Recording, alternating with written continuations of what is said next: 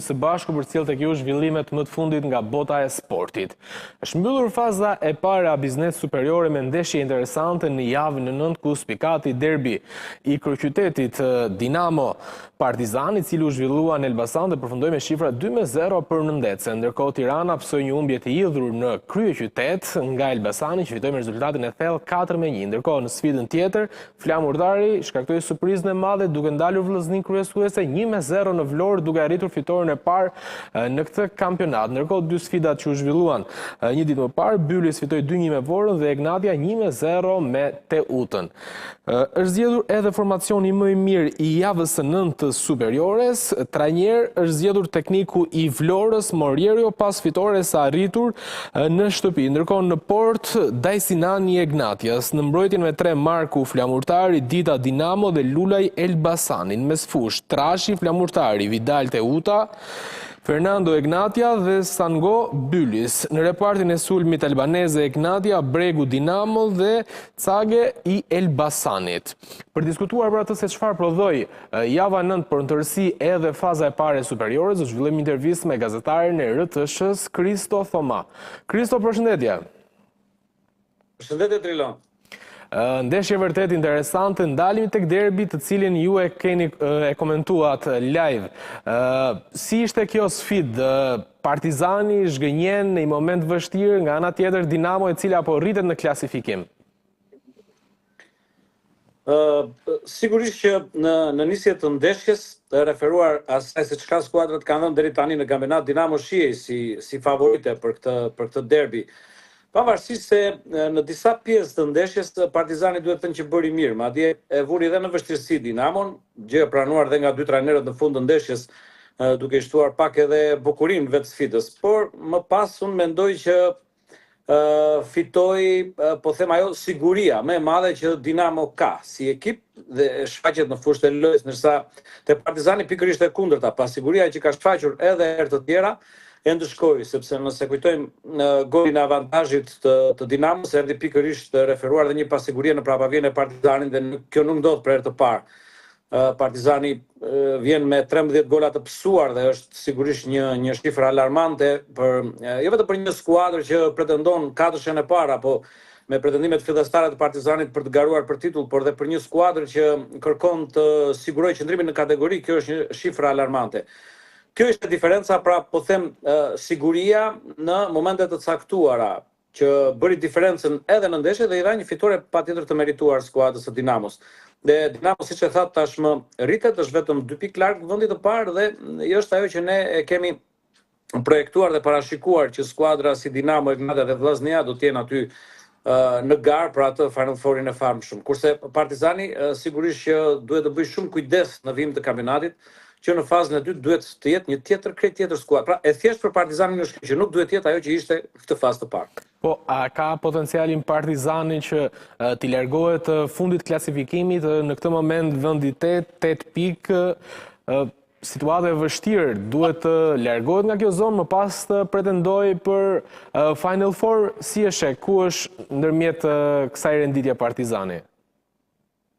Sigurisht që emergjente për Partizanin është t'i largohet kësaj zone dhe të shmang situata të tjera që mund t'a fusin në hulli edhe më të ndërlikuara, sepse ne kemi parë dhe skuadra shumë të forta kur kampionati merr një trajektore të rrezikshme, bëhet e vështirë dhe psikologjikisht, flasim kryesisht edhe te Partizani, por në përgjithësi flasim edhe për lojtarë të rinj që ndoshta mund ta vuajnë këtë situatë dhe pikërisht ana psikologjike mund të bëhet shumë e ndërlikuar për të bindur që nuk janë për këtë zonë të klasifikimit. Dhe për mendimin tim që e njoh skuadrën, sigurisht që unë njoh të gjitha skuadrat, Partizani ka potencial të Po, pikërisht.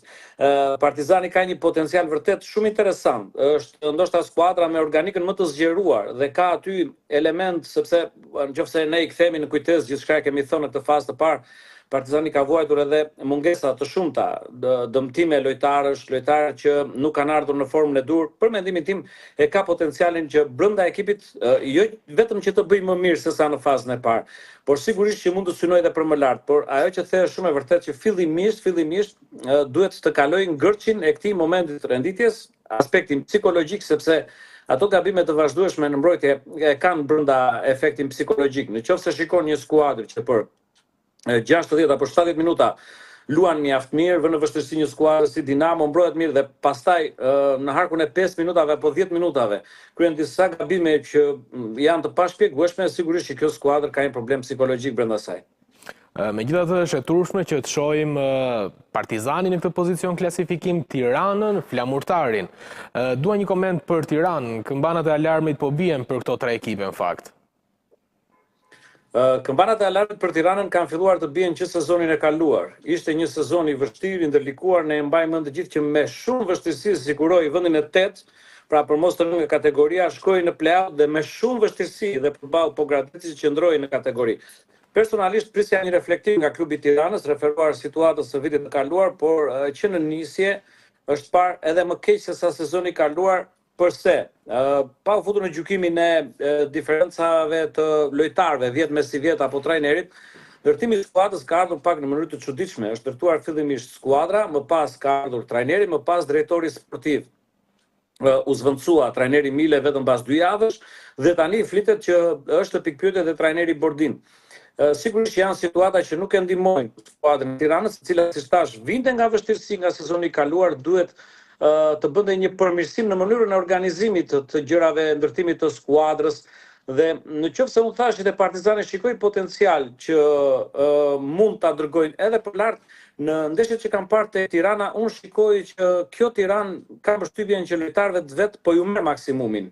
Po ju merr maksimumin, flas individualisht, pastaj mund të ketë një zgjidhje teknike, taktike që mund të ndryshojë diçka, por unë Tiranën e shikoj vërtet shumë në vështirësi. Nuk e uroj sepse është një emër i madh.